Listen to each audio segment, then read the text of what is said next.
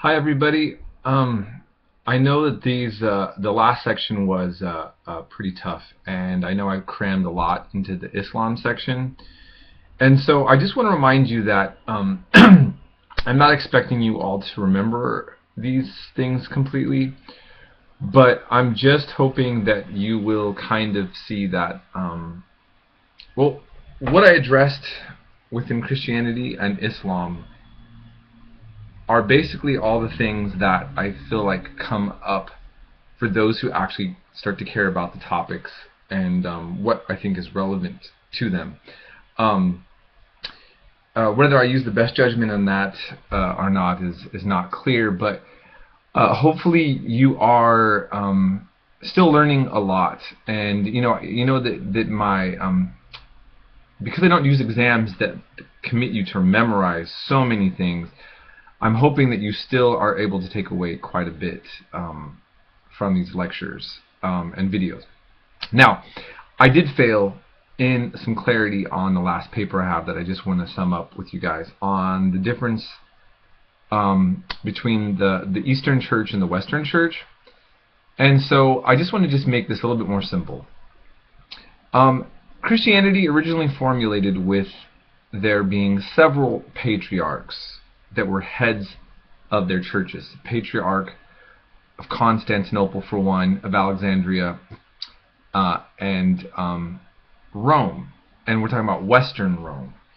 And this gets confusing because remember that Constantinople was considered Eastern Rome. And to this day, even in the Islamic world, they often refer to the church in the East as Rumi, or Roman. Okay? And the Russian Orthodox, to this day, consider themselves the Third Rome. Okay? All taking on that kind of Greco-Roman legacy. The Pope was considered the Patriarch of Rome. Okay? And all these patriarchs were essentially equals. Now, the Pope somewhat, I think, had a special place, being that Peter, the role of the legacy going back to Peter. Okay, but essentially, Western Rome, the Pope, or say the Catholic Church, is going to see itself as more of a leader than the other patriarchs. Maybe think that it was due its credit. Okay, and the other thing is that the Western Church is rooted in Latin, while the other churches were rooted in Greek. And so there became a problem. It's also with the geography. Essentially, the West was going to become more and more isolated from its Eastern counterparts, which were more located with each other. So they shared the same language together, the same kind of geographical area, and essentially it would be a long time coming, but by the time we get to the 11th century, when they both sides excommunicated each other, okay, and said, you're no longer with us, there were a lot of things that were happening that were building up to that official break. Okay, so how this works is, to this day, if I am an Orthodox Christian that lives in Syria, and I follow one patriarch, or if I'm going to Russia and I'm with the Russian Orthodox, I can go to Greece in church and take communion, and everybody's getting along. Okay, in that case. But if I'm Catholic, they're not supposed to serve me communion.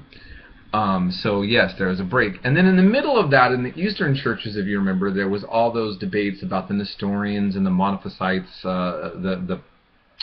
We had the Coptic Church gets excommunicated. The Assyrian church gets excommunicated under the ideas of Nestorius. Excuse me. And so there was a lot of violent debates that especially were taking over the nature of Jesus in the East, as you remember. So in the eastern part of the Christian world, there was more unity in terms of the patriarchs, but then there was also all those various theological splits that led to a major violent kind of clashes that made Christianity quite vulnerable and fragile as Islam comes in.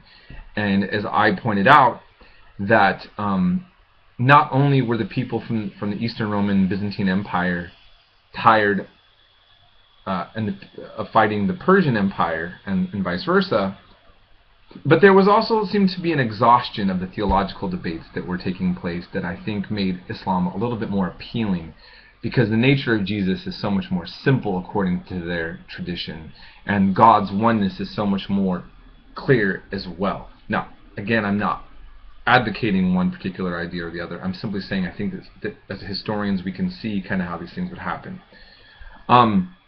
So, again, to clarify, Christianity from the Orthodox side, you have several patriarchs that are in unity with each other.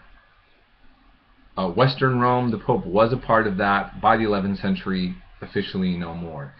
And there's been attempts for them to unify. They do have different theological ideas. You know, a Greek Orthodox priest, for instance, can marry. The Catholic priest cannot. There's others. There are also some other fine differences. But ultimately, they probably could get back together. The main difference, and I talked to a Antiochian Syrian Orthodox priest about this, and he said, probably the biggest problem is that the Pope doesn't want to give up that power that the other patriarchs don't seem to think that he should have.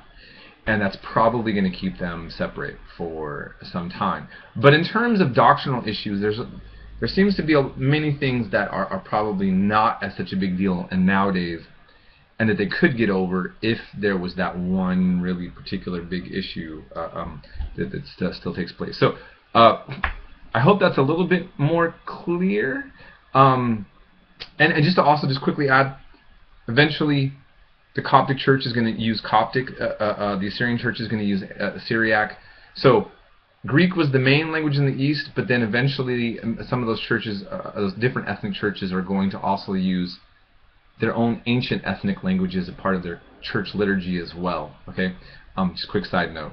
So I don't know how much more clear or helpful that is, but that's it. Sorry that I was so unclear on that for your guys' papers. Anyways, I hope it's a little easier coming into Islam despite how much information we have. All right.